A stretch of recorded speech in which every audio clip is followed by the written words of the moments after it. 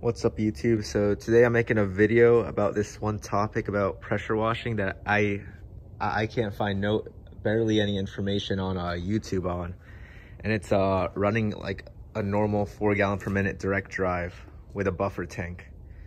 Like, many people are saying it's not possible, like there's just not enough suction stuff. I've been trying it right now and there's good results, but also there's like this little issue. I'll go more about it later on, but yeah, let me just go over what I'm doing here. So this orange hose, this orange hose connected to the faucet goes right here to this tee I made that's connected to the buffer tank. I pre-filled the buffer tank before making the video up right here. This right now is on, off, this is on, and this blue hose is feeding into the pressure washer, and then out comes the pressure line. So right now the orange hose is turned on and the blue hose is turned on, so there's water feeding into the pressure washer right now, like it normally should, as recommended through the faucet. You see?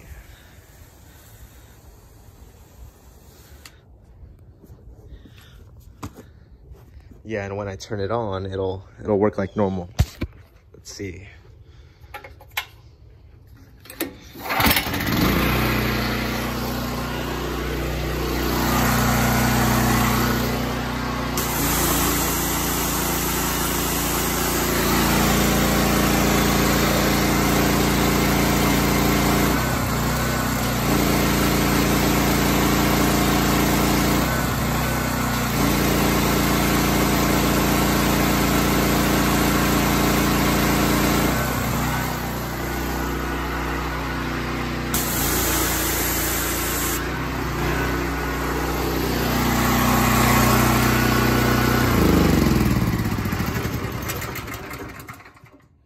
Now what I'm gonna do is that I'm gonna turn off the faucet hose, turn on the buffer tank, let that flow through, and then turn on the machine and see how it does. One thing to note here is when I let off the trigger and go and hold the trigger, when I hold the trigger back on to release some water, you'll hear a dinging sound coming from the pump. And I'm not sure if that's normal or if the low pressure from the buffer tank is causing a little bit of issue when it first pumps back on, and that might be a deal breaker for me when I might decide not to use the buffer tank, because I don't want any premature failure or something like that. Okay, let's see.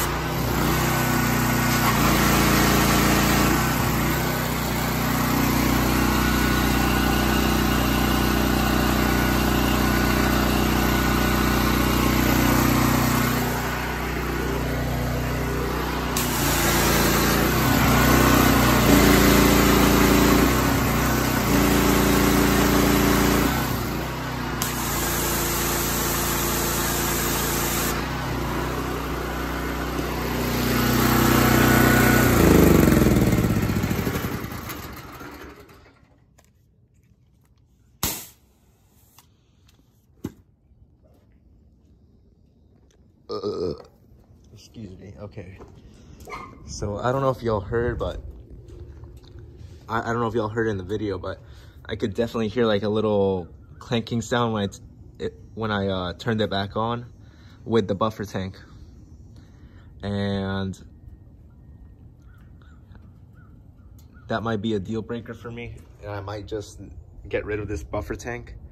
It won't really be too much of a problem since it's only 4 gallons a minute, and I'm doing like residential work, and mostly every house I do has sufficient water pressure coming from the faucet. So yeah, I really wanted to put the buffer tank though, just because it just for those few instances where I've had before that there was insufficient pressure and I really couldn't wash anything with that. But yeah, I wanted, there's so much stuff on the internet that it's not possible to run a direct drive with a buffer tank, but it definitely is. Yeah, I mean, there's some pumps that I've heard about that are direct drive that can also suck water. This one I have right here is a cat pump.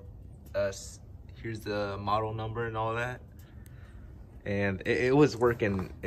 Right now, when I was testing it for the past like half hour, the water was up to here and it sucked all this out.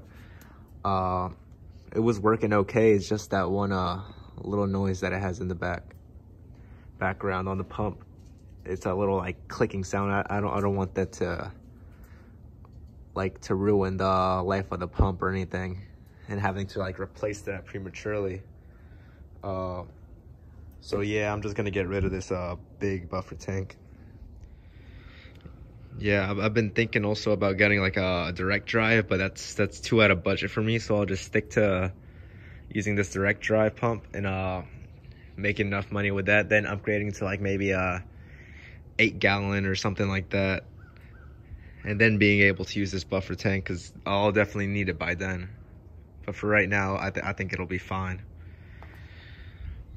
Yeah, if anybody knows anything about like direct drives and belt drives, or like put questions down below about them and how well they do at sucking water from a buffer tank, or if it's better with using a water supply directly from a faucet. Yeah, just put your put all your stuff down below. If you all want more videos on like pressure washing or like doing videos on the trailer, let me know in the comments. Maybe subscribe down below.